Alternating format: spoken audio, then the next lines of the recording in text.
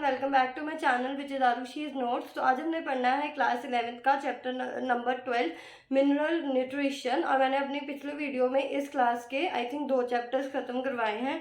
Chapter number 17 breathing and exchange of gases and chapter number 16 digestion and absorption. ये दोनों chapters मैंने complete करा दिए हैं। अगर किसी को वो चैप्टर्स देखने हैं तो आप मेरी प्रीवियस वीडियो देख सकते हो। और अगर आपको कुछ भी डाउट है उन चैप्टर्स के रिलेटेड तो आप कमेंट सेक्शन में पूछ लेना, मैं आपके डाउट्स क्लियर कर दूंगी। ठीक है, तो आज हमने पढ़ना है मिनरल न्यूट्रिशन। मिनरल न्यूट्रिशन में हमने दोनों जो टॉपिक पढ़ने हैं वो है method to study the mineral requirement of the plant. क्योंकि किन मैथड से आप मतलब कि प्लांट्स की मिनरल रिक्वायरमेंट को स्टडी करोगे, उसके बाद कौन से इसेंशियल मिनरल एलिमेंट्स हैं एंड कैसे उनका मैकेनिज्म होता है, कैसे उनका एब्जॉर्प्शन होता है, कैसा ट्रांसलोकेशन होता है सॉल्यूट्स का in soil as a reservoir of essential elements और मेटाबॉलिज्म ऑफ नाइट्रोजन। ये 6 टॉपिक्स हमने इस चैप्टर में कवर करने हैं। ठीक है, तो सबसे पहले जो बेसिक है कि क्या है method to study the mineral requirement of plants वो पढ़ेंगे। तो उसको शुरू करने से पहले एनसीईआरटी में एक छोटा सा इन्होंने पैराग्राफ लिखा हुआ है जिसमें उन्होंने बताया कि जो बेसिक नीड है हर लिविंग ऑर्गेनिज्म की सेम ही है। ठीक है, भले वो प्लांट हो, भले वो एनिमल हो, भले वो ह्यूमंस हो। ठीक है, पर जो बेसिक नीड है वो क्या है, सेम है। उन सबको मैक्रोमोलिक्यूल्स चाहिए होती हैं अपनी डेली एक्टिविटीज को परफॉर्म करने के लिए, जैसे कार्बोहाइड्रेट्स, प्रोटीन्स, फैट, उन सबको चाहिए होते हैं उनकी ग्रोथ के लिए और डेवलपमेंट के लिए। तो ये चैप्टर मेनली फोकस किस पे कर रहा है, इन ऑर्गेनिक प्लांट न्यूट्रिएंट पे। तो इसमें हम पढ़ेंगे कि कैसे किन मेथड से आप स्टडी कर सकते हो एसेंशियल एलिमेंट्स को जो ग्रोथ एंड डेवलपमेंट के लिए हैं प्लांट्स के लिए, क्या क्या उनका क्राइटेरिया है कि हम किस क्राइटेरिया के बेसिस पे कहते हैं कि ये एलिमेंट एसेंशियल है, ये एलिमेंट उन प्लांट के लिए एसेंशियल नहीं है। ठीक है, एंड हम ये भी पढ़ेंगे कि रोल क्या है एसेंशियल एलिमेंट्स का प्लांट्स में। ठीक है, उनके अगर बाई चांस उनकी डेफिशिएंसी हो जाए तो कौन कौन से सिम्टम्स हो सकते हैं, कैसा उनका मैकेनिज्म है एब्जॉर्प्शन करने का। ठीक है, तो सबसे पहले हमने पढ़ना है method to study the mineral requirement of the plant. फिर उसके बाद मैं आपको करा दूंगी एसेंशियल मिनरल एलिमेंट्स, फिर उसके बाद क्राइटेरिया। ठीक है, तो सबसे पहले मैथड क्राइटेरिया फॉर एसेंशियलिटी अगर कंप्लीट पूरा हो सका तो मैं करा दूंगी, नहीं तो मैं हाफ करवा दूंगी और हाफ मैं अपनी नेक्स्ट वीडियो से शुरू करूंगी। ठीक है, तो सबसे पहले है method to study the mineral requirement of plant. तो इसमें एक एक्सपेरिमेंट दिया गया है। वो एक्सपेरिमेंट कंडक्ट किया था जूलियस वॉन चास ने। ठीक है, 1860 में एक जर्मन बॉटनिस्ट था जिन्होंने डेमोन्स्ट्रेट किया था फर्स्ट टाइम कि प्लांट जो है वो plant could be grown to maturity, कि प्लांट जो है वो एक न्यूट्रिएंट सोल्यूशन में, अगर तुम किसी प्लांट को न्यूट्रिएंट सोल्यूशन में रखते हो तो वो प्लांट मेच्योर हो सकता है। वरना क्या होता है, जो आम नॉर्मल टिश्यू कल्चर, ये टिश्यू कल्चर का बताया गया है उन्होंने कि टिश्यू कल्चर में क्या होता था कि कोई भी प्लांट का हम पार्ट ले रहे हैं और उसको जस्ट स्टेराइल कंडीशन में सॉइल नहीं दे रहे पर न्यूट्रिटिव सोल्यूशन दे रहे हैं और उस प्लांट को ग्रो करा रहे हैं, बट मेच्योरिटी तक हम नहीं लेके जाते टिश्यू कल्चर में, बस थोड़ा सा ग्रो कराते हैं, फिर उसको एक्लेमेटाइजेशन करते हैं, फिर उसके बाद हम उसको क्रॉस चेक करते हैं कि वो नेचुरल एनवायरनमेंट के साथ अडेप्ट कर पा रहा है कि नहीं कर पा रहा। उसके फिर हम उसको वहाँ पे शिफ्ट कर देते हैं मैनुअली, जो हमारे पास नेचुरल फील्ड होगी। ठीक है, बट इसमें क्या होगा कि ये फर्स्ट साइंटिस्ट थे जूलियस वॉन चास, एक प्रोमिनेंट जर्मन बॉटनिस्ट थे जिन्होंने फर्स्ट टाइम ये डिटेक्ट किया था कि प्लांट्स सॉइल की एब्सेंस के बिना, कि सॉइल नहीं भी होगी अगर प्लांट के पास न्यूट्रिटिव मीडियम है तो वो फुली मेच्योर प्लांट में ग्रो हो सकता है। तो इस टेक्निक को, जिसमें आप प्लांट्स को एक न्यूट्रिटिव सोल्यूशन में ग्रो कराते हो और पूरा प्रॉपर मेच्योरिटी तक, उसको बोलते हैं हाइड्रोपोनिक्स। सिंस देन बहुत ज़्यादा इम्प्रोवाइज मैथड्स मतलब कि आज की डेट में जो ट्राई हो रहे हैं और डिटरमाइन करते हैं कौन कौन से मिनरल न्यूट्रिएंट एसेंशियल है प्लांट्स के लिए। तो sense of all this method involve करता है कल्चर प्लांट का। ठीक है, soil free defined mineral solution में, मतलब कि उन्होंने बोला कि आज की डेट में बहुत ज़्यादा इम्प्रोवाइज्ड मेथड्स भी आ चुके हैं जिसमें हम सॉइल नहीं प्रोवाइड करा रहे, सॉइल फ्री एक कल्चर प्रोवाइड करा रहे हैं, ठीक है, एक कल्चर जिसमें सारे मिनरल एसेंशियल न्यूट्रिएंट्स हैं जो एक प्लांट को मैच्योर होने के लिए चाहिए, ठीक है। एंड ये मेथड्स के लिए चाहिए होता है प्योरीफाइड वाटर दैट्स वाई, क्योंकि अगर हम कोई ऐसे नॉर्मल वाटर यूज़ करेंगे तो कंटेमिनेशन के चांसेस होते हैं। एंड मिनरल न्यूट्रिएंट सॉल्ट्स, ठीक है। और कुछ सीरीज ऑफ एक्सपेरिमेंट्स के बाद जिसमें after a series of experiments in which the roots of the plant work, कुछ एक्सपेरिमेंट्स करने के बाद हम एक एक्सपेरिमेंट किया गया कि जिसमें प्लांट्स की जो रूट है उसको न्यूट्रिएंट सोल्यूशन में इमर्स किया गया और फिर उसके अंदर एलिमेंट्स ऐड किए गए या रिमूव किए गए या डिफरेंट कंसंट्रेशन में दिए गए। तो मिनरल सोल्यूशन जो होगा वो सुटेबल होगा फॉर द प्लांट ग्रोथ जो हमारे को ऑब्टेन हुआ। मीन्स इन द सेंस इसमें ये लिखा हुआ है कि कोई भी तुमने प्लांट, एक डिफरेंट सीरीज था क्योंकि उस टाइम पे इतनी टेक्निक्स नहीं थी, हमारे को एक वो सोल्यूशन चाहिए था जो जितना एक सॉइल न्यूट्रिएंट प्लांट को प्रोवाइड कराती है उतना ही हमें सारे न्यूट्रिएंट्स एक मिनरल सॉल्यूशन में चाहिए थी। तो हमने क्या किया कि एक प्लांट लिया, उसके रूट्स को एक सॉल्यूशन के अंदर इमर्स कर दिया और उसके अंदर हमने कंसंट्रेशन चेंज करते गए, एलिमेंट्स डालते गए या मतलब कि रिमूव करते गए, फिर हमारे को एक मिनरल सोल्यूशन ऑब्टेन्ड हुआ जो स्टैंडर्ड सोल्यूशन था जो प्लांट की ग्रोथ के लिए ज़रूरी है। और इस मेथड से एसेंशियल एलिमेंट्स भी आइडेंटिफाई हुए और उनकी डेफिशिएंसी से क्या क्या डिसीजेज हो सकते हैं वो भी आइडेंटिफाइड हुआ। हाइड्रोपोनिक्स सक्सेसफुली एम्प्लॉयड हुआ है एज अ टेक्निक, ठीक है, कमर्शियल प्रोडक्शन ऑफ वेजिटेबल्स के लिए, जैसे टमाटो हो गया, सीडलेस ककम्बर हो गया या लेटस हो गया, या जो ऑफ सीजन वेजिटेबल्स होती हैं उसके लिए भी ये टेक्निक वर्क करती है, ऑफ सीजन वेजिटेबल फ्रूट्स के लिए, ठीक है। It must be emphasised that कि न्यूट्रिएंट सोल्यूशन मतलब कि प्रॉपरली उसके अंदर वो सारी चीज़ें होनी चाहिए जो एक नॉर्मल प्लांट जब एक वो मिट्टी में ग्रो करता है तो जो एक मिट्टी सारी चीज़ें प्रोवाइड कराती है वो प्लांट को, तो वो सारी चीज़ें एक सोल्यूशन में होनी चाहिए, ठीक है।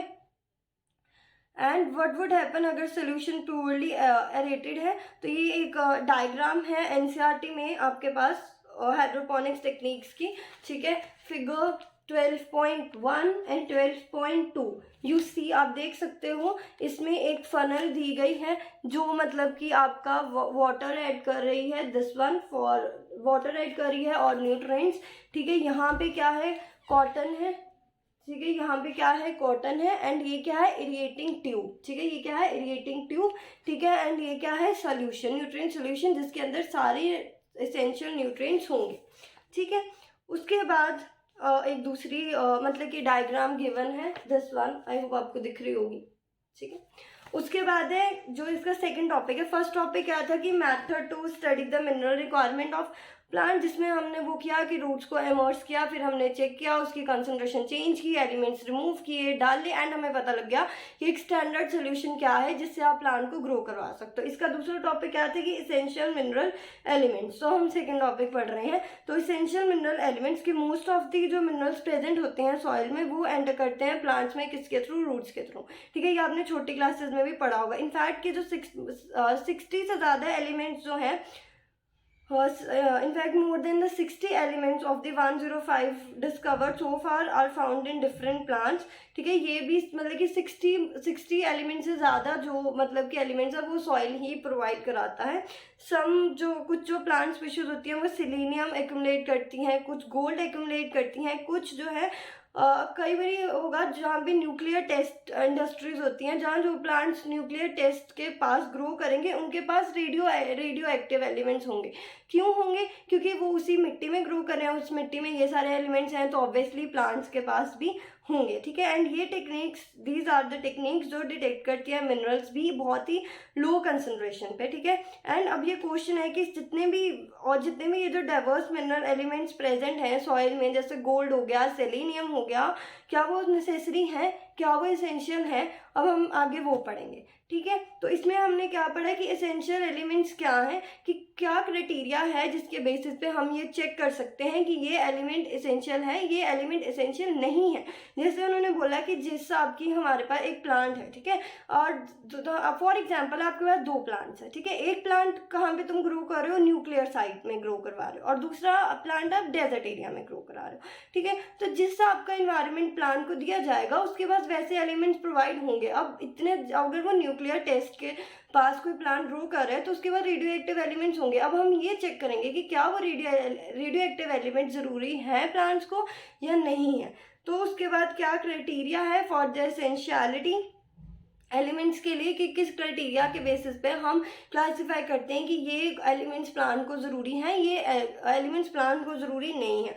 तो सबसे पहला जो क्राइटेरिया होता है कि जो एलिमेंट है ऑब्वियसली नेसेसरी होना चाहिए, उसके ग्रोथ को सपोर्ट करना चाहिए और रिप्रोडक्शन के लिए करना चाहिए। मतलब कि कोई अगर एलिमेंट है तो वो एलिमेंट अगर उसकी प्लांट में, उस प्लांट में प्रेजेंट होगा तो उस प्लांट की नॉर्मल ग्रोथ होनी चाहिए और रिप्रोडक्शन होनी चाहिए, और उसकी एब्सेंस में प्लांट जो है वो ये उसकी ग्रोथ नहीं होगी और ना ही रिप्रोडक्शन होगी, या उसके जितना भी लाइफ साइकिल है वो कंप्लीट नहीं हो सकता, तभी वो एलिमेंट एसेंशियल माना जाएगा, ठीक है। मतलब कि वो एलिमेंट की प्रेजेंस से ही प्लांट अगर ग्रो कर रहा है, उसकी डेवलपमेंट हो रही है, उसके बिना अगर उसकी डेवलपमेंट नहीं हो रही, ग्रोथ नहीं कर रहा, तो वो एलिमेंट एसेंशियल है।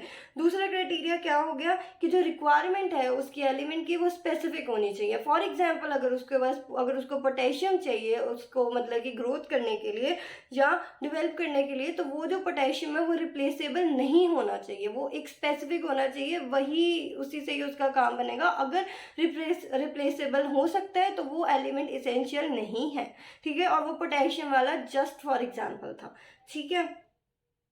मतलब कि अगर बाई चांस उसमें मतलब कि उस एलिमेंट की डेफिशिएंसी अगर हो जाती है तो वो मतलब कि पूरी नहीं हो सकती अगर आप दूसरा एलिमेंट उसको दे दोगे, मतलब कि इरिप्लेसेबल होना चाहिए। एंड दूसरा जो एलिमेंट, तीसरा पॉइंट कि जो एलिमेंट है वो डायरेक्टली इन्वॉल्व होना चाहिए मेटाबॉलिज्म में। मतलब कि तीसरा पॉइंट, वो जो एलिमेंट उसके अंदर है वो डायरेक्टली इन्वॉल्व होना चाहिए उसके एलिमेंट में। और अबव क्राइटेरिया से हमारे पास एलिमेंट्स जो हैं एसेंशियल है प्लांट ग्रोथ के लिए, मेटाबॉलिज्म के लिए। तो हमारे पास दो न्यूट्रिएंट्स आते हैं, macro and micro. Macro nutrients वो होंगे जो प्लांट में ज़्यादा अमाउंट में होंगे, ठीक है, एंड माइक्रो न्यूट्रिएंट्स वो होंगे जो बहुत ही कम अमाउंट में होंगे। अब इसका डिटेल मैं अपनी नेक्स्ट वीडियो में करवा दूंगी, क्योंकि अगर मैं नहीं कराया तो वीडियो बहुत ज़्यादा लंबी हो जाएगी, ठीक है। तो आज हमने जस्ट स्टार्टिंग की थी इस चैप्टर की, ठीक है। इसके लिए थोड़ा सा मैं स्लो चल रही थी क्योंकि मुझे था कि आपको समझ आते कि इस चैप्टर में हमने क्या क्या पढ़ना है, कैसे कैसे करना है, एंड नेक्स्ट वीडियो से मैं थोड़े स्पीड में करवा दूंगी, ठीक है। तो अभी मैं आज एक रिव्यू दे देती हूँ कि हमने क्या क्या पढ़ा। आज हमने सबसे पहले पढ़ा कि किन किन मेथड से आप चेक कर सकते हो mineral requirement of the plant.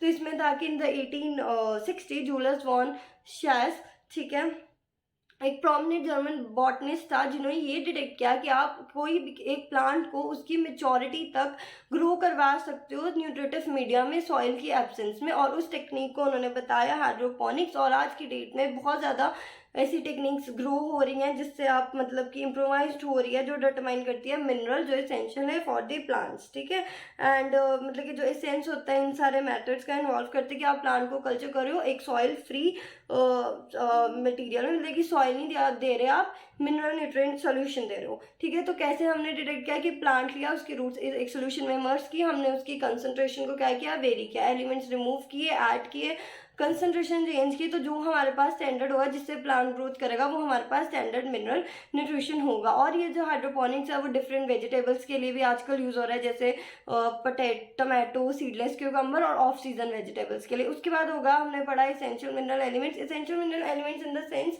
कि कैसे हम डिटेक्ट कर सकते हैं कि कोई एलिमेंट जो है वो एसेंशियल है या कोई एलिमेंट एसेंशियल नहीं है, मतलब कि किस बेसिस पे हम ये डिटेक्ट करेंगे कि कोई एलिमेंट एसेंशियल है या कोई एलिमेंट एसेंशियल नहीं है। तो जैसे उन्होंने बताया कि अगर कोई प्लांट है, अगर वो रेडियो एक्टिव साइट पे काम कर रहा है तो उसके बाद रेडियो एक्टिव एलिमेंट होंगे, पर क्या वो एलिमेंट एसेंशियल है उसको क्या नहीं है। जैसे कुछ प्लांट्स के पास सिलीनियम होता है, कुछ प्लांट्स के पास गोल्ड होता है, वो इसके लिए होता है क्योंकि वो उस इन्वायरमेंट में रह रहे हैं। अगर नहीं रहेंगे तो उनके पास वो चीज़ें नहीं होंगी।